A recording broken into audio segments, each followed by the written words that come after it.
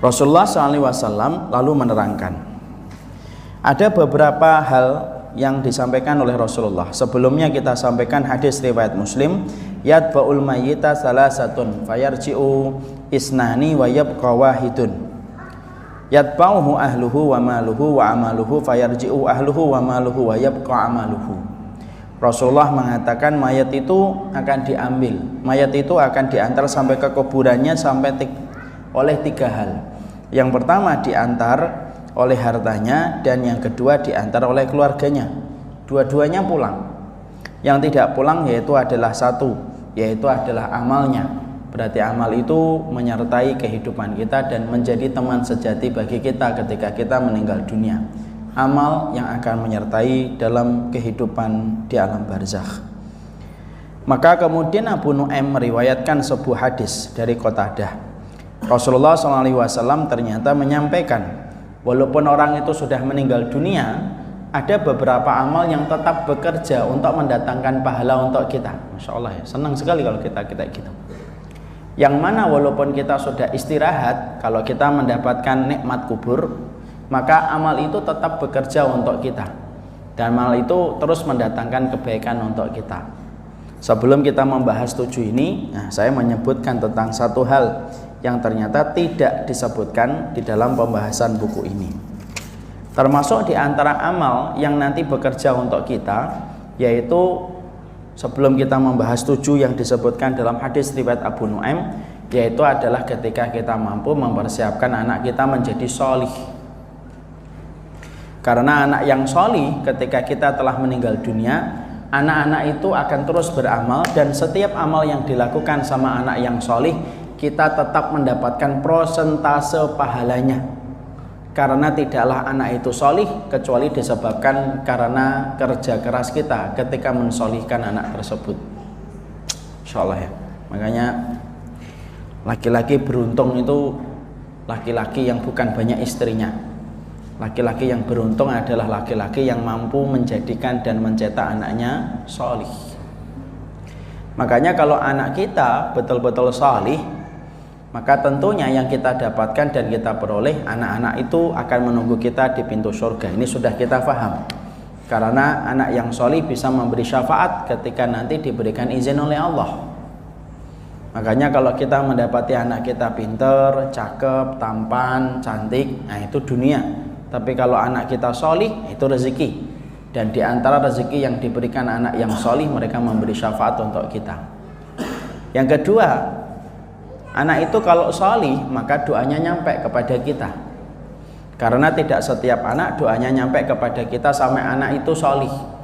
Makanya Pak, kalau saya dan Bapak melihat anak kita, kok anak kita tidak sholih, dan itu disebabkan karena kesalahan kita ketika mendidik anak itu, maka yang kita khawatirkan ketika nanti ada di antara kita yang meninggal dunia, maka anak itu ketika tidak sholih, walaupun dia rajin mendoakan kita dari pagi sampai malam, tapi kalau dia tidak sholih, maka doanya tidak akan nyampe kepada kita di dalam kubur. Karena syarat diterimanya doa dari anak, yaitu anak itu harus sholih dulu.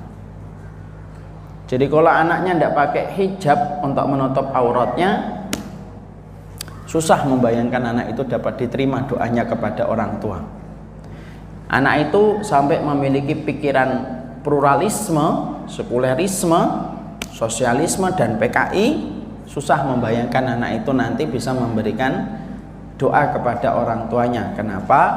Berulang-ulang sering saya sampaikan, karena dosa itu menghalangi doa sebagaimana mendung menghalangi sinar mentari. Makanya inilah yang menjadikan kita paham, anak itu kalau tidak sholih Pak, yang berantakan bukan hanya anaknya, tapi kita pun akan menjadi berantakan ketika anak kita tidak menjadi sholih.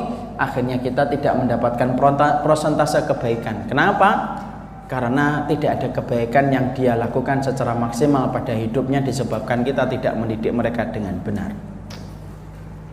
Makanya Masya Allah, anak-anak itu sebagaimana bayangan kita ini adalah bendanya.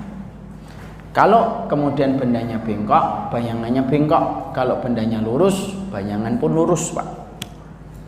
Makanya sebelum kita memastikan anak itu berbuat dosa, pastikan kita tidak berbuat dosa. Sebelum anak itu durhaka kepada kita, pastikan kita tidak durhaka kepada anak. Karena orang tua itu paling seneng, mungkin termasuk saya, orang tua itu paling seneng ngomong sama anak, jangan durhaka, durhaka dosa besar, tidak bahagia dunia akhirat, ditipu. Tapi tanpa kita sadari, ketika kita berkata semacam itu untuk anak kita, kita telah durhaka kepada orang tua sebelum orang tua durhaka kepada kita, sebelum anak itu durhaka kepada kita. Makanya pernah saya mengisahkan, Umar bin Khattab didatangi orang tua nyeret anaknya. Lalu orang tua itu berkata kepada Umar, laqad aqqa walidayhi. Umar, ini anak itu durhaka sama orang tuanya. Umar marah, Pak, karena Umar bin Khattab sahabat yang paling paham dosa durhaka itu luar biasa besar. Dimarahin habis-habisan. Setelah Umar menyampaikan semua kemarahannya kepada anak supaya anak menyadari kesalahannya, maka kemudian anak itu lirih berkata kepada Umar, halil walad haqqun ala walidihi. Umar, Amirul Mukminin, apakah setiap anak punya hak atas orang tuanya? Lalu Umar bin Khattab menjawab, bala, ya pasti ada. Apa itu? Nah, Umar bin Khattab kemudian menjawab 3. 1, mencarikan ibu yang solihah. 2, dia dalam kondisi memberikan nama yang bisa menjadi doa. Yang ketiga, mendidiknya dengan kitabullah dan hadis-hadis Rasulullah Sallallahu Alaihi Wasallam. Maka anak itu kemudian berkata kepada Umar bin Khattab, bapakku ini tidak melaksanakan 3-tiganya. Ibuku seorang budak Persia yang tidak beriman dan dalam kondisi tidak tahu Allah dan Rasulnya. Yang kedua, namaku tidak ada doanya. Yang ketiga, tidak pernah satupun kali bapak saya mengajarkan kepada saya tentang Al-Quran dan mengajarkan kepada saya tentang hadis. Maka Umar langsung marah besar, berkata kepada orang tua tadi yang dibela sama Umar, kamu telah durhaka kepada anakmu sebelum anakmu hari ini durhaka kepada dirimu. Nah, disitulah kita paham ngerinya kalau kita mendapati anak tidak solih, Pak. Makanya saya ingat betul apa kata seorang ustadz ketika saya dulu di pondok dititipkan pertama kali, ada namanya khutbah ta'aruf.